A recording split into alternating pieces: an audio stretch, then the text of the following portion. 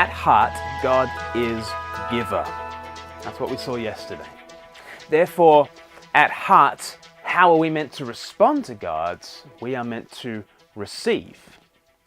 In other words, our lot is to trust, to rely, to depend, to believe.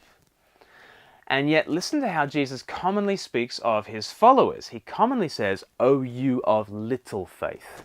He says it in Matthew 6, Matthew 8, Matthew 14, Matthew 16, Luke 12. 5 times Jesus turns to his followers and says, "O you of little faith."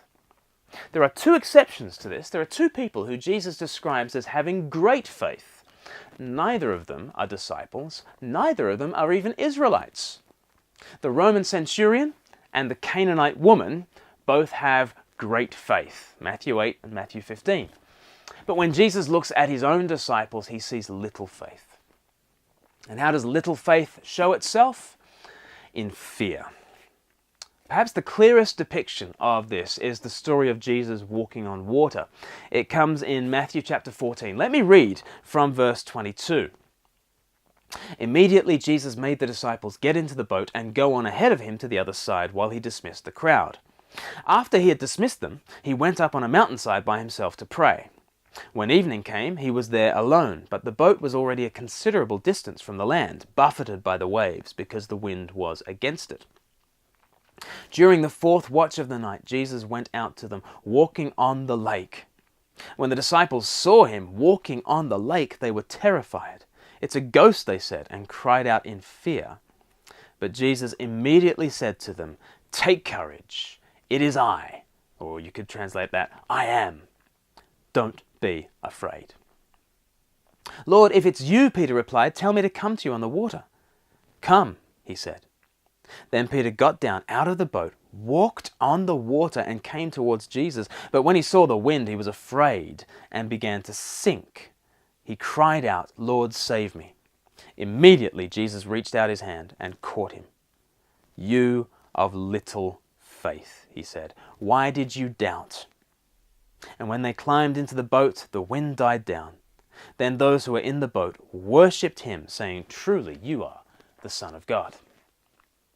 The scene begins with Jesus on the mountaintop praying. Here we're reminded of Christ's heavenly position, communing with the Father on high. Meanwhile, his people are all at sea, buffeted by the wind and the waves. Such storms, as we've seen before, are a picture of the chaos and suffering of life. Yet when Jesus sees our plight, what does he do? Well, he joins us, of course. This is the gospel in miniature. Jesus does not simply pray from a distance. He doesn't simply send advice from on high. He descends into the storms to be with us and to lead us out. And so he strides out for the salvation of his people, walking through the storms, walking on water. In the picture language of Scripture, we're being taught that Christ treads on the abyss. You might say he's all over the powers of chaos. And as he joins us in the storm, he proclaims his name in verse 27. "Don't be afraid, I am." That's the literal translation, "I am."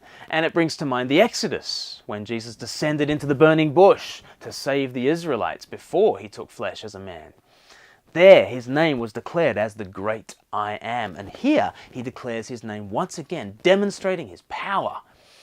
And faith is awakened in Peter. Peter trusts Jesus, and he wants to be with Jesus, and he wants to walk as Jesus walks. Don't we all want to walk as Jesus walks? 1 John chapter 2 verse 6 says that's what we need to do. We need to walk as Jesus walks. And so Peter wants to do what Jesus is doing. How will he do it? Well, notice that Peter doesn't just step out of the boat. He asks Jesus to command him. That's important. You see, Peter has been in a storm with Jesus before. Peter knows the power of Jesus' word. Jesus' word makes stuff happen.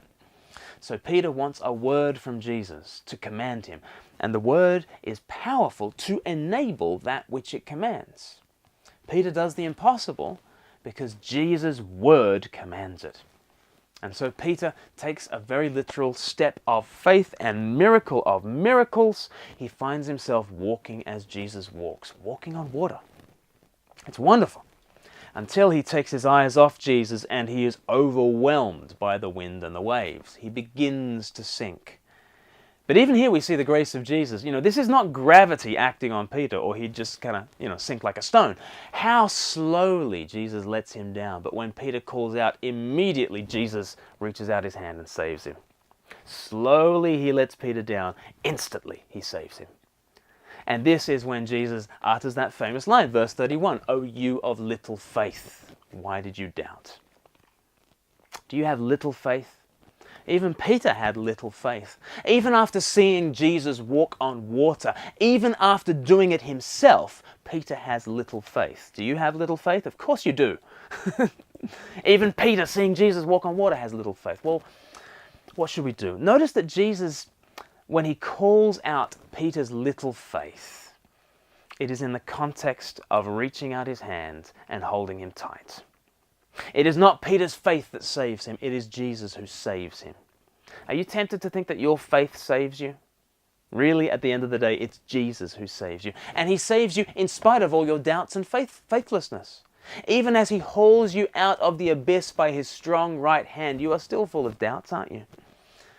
Really, it's only at the end of this passage that true faith is birthed in the disciples. It's only once Peter has been saved in spite of his doubts that they all really believe. It's only once they've been carried safely through their fears and through their faithlessness that they finally respond rightly to Jesus. Verse 32, "And when they climbed into the boat, the wind died down. Then those who were in the boat worshipped Jesus, saying, 'Truly, you are the Son of God.'"